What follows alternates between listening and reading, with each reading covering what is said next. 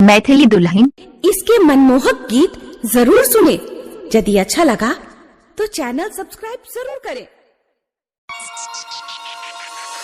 अपने सुन रहल छी मैथिली दुल्हन की प्रस्तुति।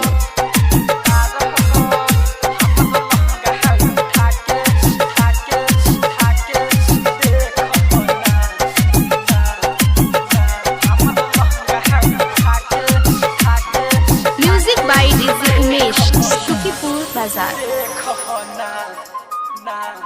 जोबना का देखता रह हमर लहंगा उठा के देखो ना, लहंगा उठा के देखो ना। ए राजा जोबना का देखता रह हमर लहंगा उठा के देखो ना, लहंगा उठा के देखो ना। टूटल ना सिलू तू तोड़ के देखो, अपन जवानी के पानी तू फेंको। जोबना का देखता रह हमर लहंगा उठा के देखो ना, लहंगा उठा के देखो ना। डीजे सत्यम मदना बाजार।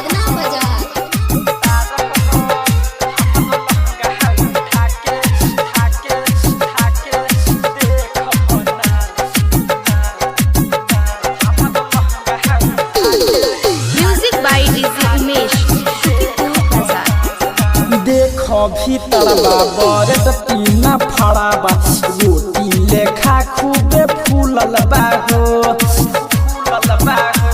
का करिए राजा। देखो भीतरवा बरद तीना फड़ाबा, रोटी लेखा खूबे फूलल बाहो।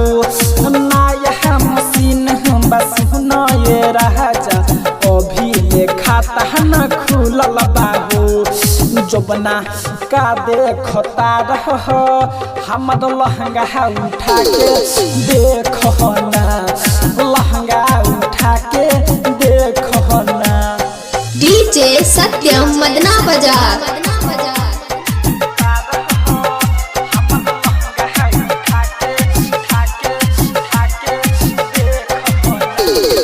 Music by DJ Umesh, Sukhipur बाजार। थारू जे मंगले गाड़ी बेनी भगल, तब ही से हमारा भड़कल बाहो। थारू जे मंगले गाड़ी बेनी भगल, तब ही से हमारा भड़कल बाहो। कही का सुन अमितया से कहना, संग में करन मुँह पापड़ कल हो। जोबना का देखता रह हमर लहंगा उठा के देखो ना, लहंगा उठा के देखो ना। ए राजा जोबना का देखता रह हमर लहंगा उठा के देखो ना, लहंगा उठा के देखो ना। टूटल ना सिलू तू तोड़ के देखो, अपन जवानी के पानी तू फेंको। जोबना का देखता रह हमर लहंगा उठा के देखो ना, लहंगा उठा के देखो ना, देखो ना।